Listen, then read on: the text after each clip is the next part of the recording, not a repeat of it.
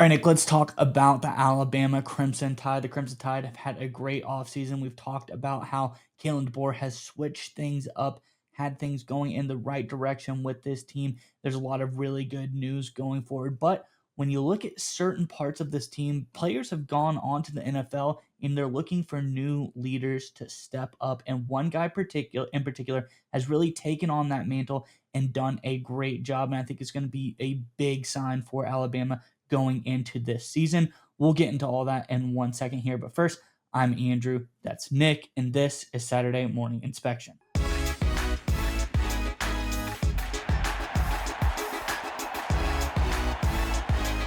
All right, Nick, as I alluded to, one player in particular is really stepping up to take a leadership role on this team. And that's really key after the loss of a big time offensive lineman, Tyler Booker, to the NFL. He was the vocal leader of this offensive line last year, and they needed a guy to come in and really take on that role. And none other than transfer from last season, Parker Brailsford is stepping up to be that guy. And this guy, I think he's the perfect fit to be a leader because he is someone intimately familiar with the Kalen DeBoer offense. Let's get into the tweet, and then we can talk about all the details on the other side. So this first is from @AndrewJBone on X, and it says Brailford is one of only 3 transfer players named a team captain at Alabama. So that's very interesting. Not many guys who transfer into Alabama end up being captains, but Brailsford is one of those guys. The other 2, Landon Dickerson and Jake Coker, were also named captains after they transferred in. So very interesting here. But let's hear Kalen DeBoer's comments on Brailsford and what he's been doing so far this year. It says, this is from A to Z Sports, it says, Parker, I tell you what, talking about Brailsford, I really pretty much could have guessed he would have been a captain just by the way he's been as a leader. It starts with leading by example. It's really cool seeing a guy like Parker in particular step up vocally. You see his growth. I've had a chance to see it now going on these 4 years. It means a lot to me just knowing our journey together, that he's continued to keep fighting, keep believing. The guy, just really respect him. And when he says something, it comes from here. He lives it every single day. It's easy for him to speak up because it's not something that's hypocritical. They all listen. I'm proud of him for sure. So good news here on that front. This is a guy who's been with the board for a long time, transferred from Washington to Alabama, and now he's seeing his time. He's stepping up and being able to show that he can be the leader, the face of this Alabama offensive line. I think that is great news here because if we go in and look last year at what this offensive line did, not necessarily where you want to be as far as SEC. You look at all the teams in the SEC here and where they rank. This first chart here is their pass blocking grade. Alabama, right in the middle, 8th of the SEC. We're not even talking about all teams in college football. We're talking about just the SEC. They're only ranked 8th here. And when we look at their run blocking grades as well, it's no better. They're exactly 8th in run blocking as well. To be that team to break through the next level, I really think they have to be tops of the SEC. You got to be at least a top 5 team in these categories, be really good at blocking, getting the run going, getting the pass going, protecting your quarterback. And that's where I think a guy like Brailsford comes in and does some really good stuff in this DeBoer offense. I think he is successful because we see last year, looking at his grades in particular, 80.6 pass blocking grade. He's done a really great job. In the year before that, at Washington, he had a 79.9 pass blocking grade as well. So a guy that's growing and developing in this system, not only as a player, but as a leader. I think there's some really good signs for Alabama that we're going to see some growth out of this offensive line. We're going to see guys step up and have a guy like Parker Brailsford leading. And fun fact, the last 2 guys that were transfers that were named captains, they went on to win the national championship that year. So not saying that this could be the 3rd one in that group, but that's something to think about. And I'm curious what your thoughts are on this one, Nick. But before we get to you, Alabama fans, in the comment section below, we've already talked about offensive linemen before. I think, there's always a ton of great offensive linemen in Alabama. So let's do something a little bit different. Who's your favorite transfer that's come into Alabama in the history of this program? I think there's a lot of options there, but let us know your favorite Alabama transfer in team history in the comment section below. But nonetheless, Nick, what are your thoughts on everything for Alabama here?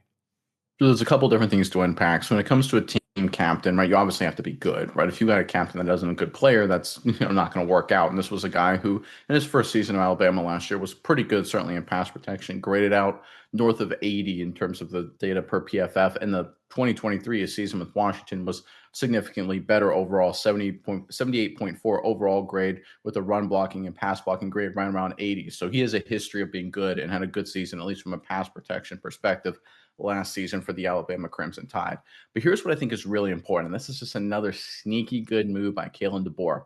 The Alabama Crimson Tide obviously still have a lot of Nick Saban overhang, both with players, strategy, and just the lore, right? So if you bring in, let's say, Kalen DeBoer, you bring in a transfer last season, Brailsford, and he comes with you from Washington, and you immediately name him a captain there. It's a little bit of a spit in the face, right? You got a Washington guy come into Tuscaloosa, and he's a captain. What about the Alabama guys? What about this is the time, right? This is this the esteem, the glory of the greatest modern dynasty in college football, maybe the greatest dynasty ever in college football history, is certainly up for debate under Nick Saban. And you're going to immediately have a guy from the Pac 12. It's not even a conference anymore. And you're going to name him a captain. What are you doing here? And I get Caleb DeBoer may have wanted to do it back then, right? I think there's a strong chance that Brailsford was the same kind of guy last offseason as he was this kind of offseason. There's no indication that he's fundamentally changed who he is as a player and as a person. But Kalen DeBoer waited a year, right? He wanted two things. One, Brailsford to get ingrained in the Alabama culture, get part of the Tide. And number two, allow the sort of Nick Saban overhang to integrate with his strategy and his plans and kind of build up a little bit of, okay, Kalen DeBoer is part of Alabama. He's not an interloper. He's not the new guy. He's now part of Alabama. And now at this moment, he names Brailsford, or the team, I should say, to be more specific, names Brailsford as one of their captains. And I think that's really important. One of the things that can happen, and I was with a program when I played college football that undergone a few coaching changes. When a coaching change comes in, and there's some players on the team that are held in really high regard, and if one of the first thing the coaches do, the new staff, is they kind of denigrate those players, they elevate other players, it really hurts the core of the team, it hurts the culture. People don't buy in as much. If you got a guy that was a great leader, great locker room guy, whether he was a great player or was a team captain or not, and then a new staff comes in and then denigrates him, the entire locker room goes, okay, really? Right? The same thing can happen if you're a new staff that comes in and you elevate a new guy. The entire locker room's going to be like, who is this guy? Right? You wait a year. You let these things sort of integrate. You let everyone get involved, figure things out, and then you make big changes. There are some people that believe that you need to come in day one and just change everything and upset the entire apple cart. And I agree that should be the case if your team is bad, right? If you have flaws. The Alabama Crimson Tide, excuse me, like I mentioned a second ago, were the greatest dynasty in modern college football history. There is no reason to come in and immediately upset the apple cart. And that's not what Kalen DeBoer did. So credit to him. We've seen this entire offseason. DeBoer using Nick Saban for recruiting, using the esteem of the Saban dynasty. Now we're seeing reports again, like this captainship here, that he waited to integrate the players before doing a full transfer. I think one of the reasons the Alabama Crimson Tide had the issues they did last season is that Kalen DeBoer understood that if he had gone a wholesale change and remade the entire program in his image, like he did in Washington, overnight, there would have been a rebellion. Players, coaches, boosters, everything across the board, right? It would have not have gone well. Instead, he did it, piece by piece, right? He says we're going to do this slowly. We're not going to go do a complete 180. We're going to do a bunch of little incremental changes to orient the program the way I want it to be done, with a nod towards the past, with focusing on our strengths with Nick Saban and everything with that when it comes to recruiting. And now we're seeing the fruits of that come completely to fruition here. Now, the results have to be on the field on Saturdays. We got to see a lot of wins. We got to see a step forward for Kalen DeBoer. But I think what we saw last year was an indication of a kind of program in between, where Kalen DeBoer came in and said, listen, I want to change things to make it run the way I think it should be run. I want to have my guys, my players, whether they're my guys at Washington or just my kind of players. But at the same time, I know if I change everything, it will be a disaster. So let me change a couple things. Let me move things in the right direction this first season, and then year two, move it even further in this direction, and then we'll keep heading in the right direction. It takes time, right? Harbaugh in Michigan took time, right? And that was a blue blood program. Obviously, Michigan was really struggling, but similar kind of concept, right? Things take time to orient the program in your image, right? Ryan Day took over from Urban Meyer at Ohio State, for example, and has done nothing to orient the program in his image. He basically has been Urban Meyer's, for lack of a better word, steward, right, since Meyer retired. They do the exact same offense, exact same strategies, exact same thoughts, exact same recruiting. DeBoer is different than Nick Saban. He's not a Nick Saban acolyte. He's not a guy, who's worked directly with Nick Saban for 30 or 40 years. Completely different mindset, completely different approach, completely different football coach, and he's understood incorrectly to take the incremental process to change this program in his image. We're seeing Brailsford emerge as a captain, as a leader. I think that's important. Again, we're talking about a culture shift for the Tide that needs to happen. If Kalen DeBoer is going to win, the program needs to be made in his image, but he made the right approach by taking it slowly, not doing it too fast, not trying to upset the entire apple cart, but slowly turn this battleship. And right now, it looks like this program is trending in DeBoer's preferred direction. Yeah, Nick, and something you touched on, I think, is really important. You talked about, doing it not all at once, slowly making some changes.